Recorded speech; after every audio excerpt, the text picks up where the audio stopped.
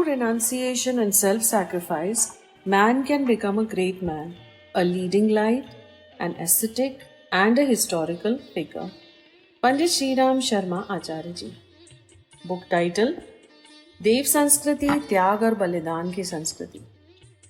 Divine culture, the culture of renunciation and self-sacrifice. The world has often seen diverse periods, good and bad, right from immemorial, depending on the predominance of divine culture or demonic culture.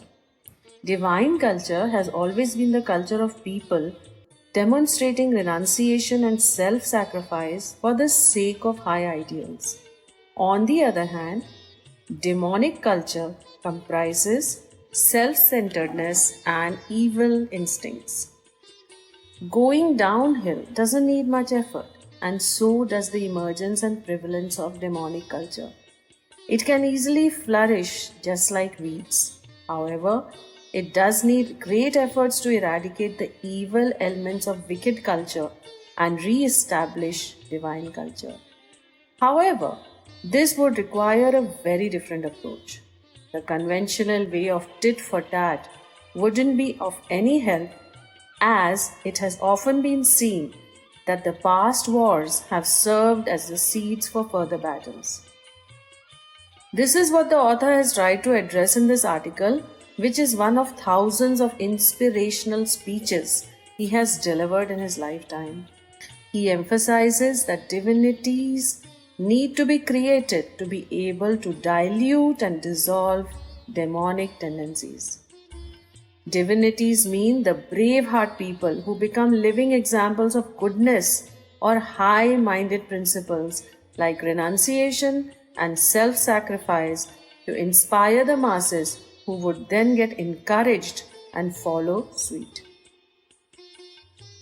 The author presents many case studies from history.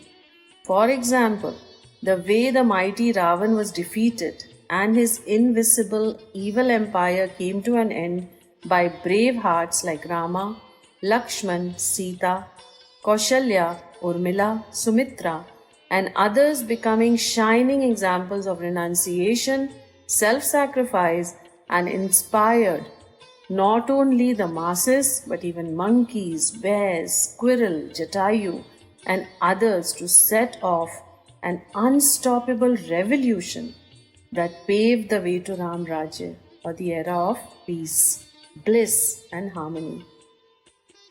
Pandavas of Mahabharata, Buddha disciples, Sikh Guru, Govind Singh Ji's family, and others did the same. The author advocates the same approach to turn around the deadly downhill course humanity has taken these days. He urges us to preach through practice, become shining examples of shining others, and be the change everyone would like to see in the world. Few excerpts from the book. Whenever the divine civilization has faced trouble, its people have always defended it, even at the cost of suffering difficulties in their personal life. This is the Dev Sanskriti or divine culture, which has always been the culture of renunciation and self-sacrifice for the sake of high ideals. When immorality increases, undesirable things escalate, evil proliferates, selfishness rises, and then, friends, the whole world undergoes destruction. Man becomes selfish and thinks that he should reap benefits only for himself. But in reality, he is also causing destruction for himself as well as destroying the whole society. This is the demonic civilization. After giving some real-life examples of renunciation and self-sacrifice, the author says, "My child, this is how the divine civilization emerges. It materialized neither through sermons nor through stories of satsang. Then how did it materialize? It occurred through people living high ideals in their practical life. It can't be achieved through anything less than that.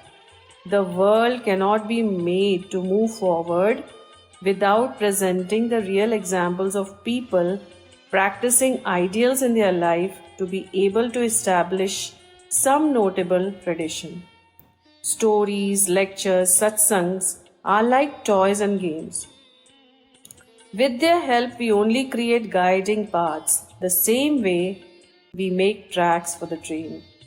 With the use of literature, discourses, campaign material, public education, satsangs, and scriptural stories, we only create paths to walk along. Just like the train tracks, that's all. Then how can the train be made to move forward? My child, you will have to live the ideals in your personal life. It can't be materialized through anything less than that. Friends, the divine culture is that culture that inspires as well as encourages a person for renunciation and self-sacrifice. On the other hand, the demonic civilization is the one in which a person neither does any good work himself nor allows anyone else to do it. They neither walk nor let others do the same. They make others remain ideal as if they were stuck by a mighty rock or a restraining chain. These are the demons, the wicked and the vampire-like people who stand in the way of principles, renunciation and self-sacrifice, and would instead preach that vanity is a good idea, being rich is a good idea, and stockpiling things is a good idea. They would ask others to live lavishly and let them live the same way. Friends, they are not our well-wishers at all. They are our enemies. Divine civilization is the one in which people have only one inclination, and that is that of giving to others, to be able to provide for others. The person is prepared to spend their time, efforts, resources, intellect, and endure troubles. This is divine civilization. The only attribute of religious civilization is that we are ready to face difficulties in our personal life. For whom? For the whole society, for the religion and the culture. We endure pain to promote them and to move them forward. That is what is known as divine civilization. The mind of a deity or a godly person is such that they would start jumping with ecstasy on getting any opportunity in life to give up something for the sake of others or to make self-sacrifice. This is the heart of gods. And what is the nature of demons like? The heart of monsters, the thieves, and the mean people is such that they will begin to tremble whenever they have to make any sacrifice for others. They always think of chanting some mantras, doing some worship, earning money, acquiring wealth, having children, and so on, just for themselves. They have endless desires and nothing but wishes. My child, this is not at all spirituality. People following the ancient traditions, the decent habits, and the great traditions of spirituality not only attract God to them, but are also capable and ready to help others. There is no such spirituality that helps people fulfill their desires. Spirituality is that by which a person can achieve their welfare as well as that of others. If there is any such power that does good to others, it exists only in real spirituality. No one can attain it without making sacrifices, renunciation, doing the duty of serving others, and molding life in accordance with divine civilization and culture. This was true in the past and will ever remain so in the future. The fundamental formula that underlies elevating the glory of India and transforming the whole world has been that of making self-sacrifice and renunciation. We should practice and demonstrate such real-life traditions of renunciation and sacrifice that can stop people from believing that these are mere tales that can only be said or heard. Friends, there is nothing to worry about. Start with yourself. Be a model, be a template. Our tradition has always been that of starting with ourselves.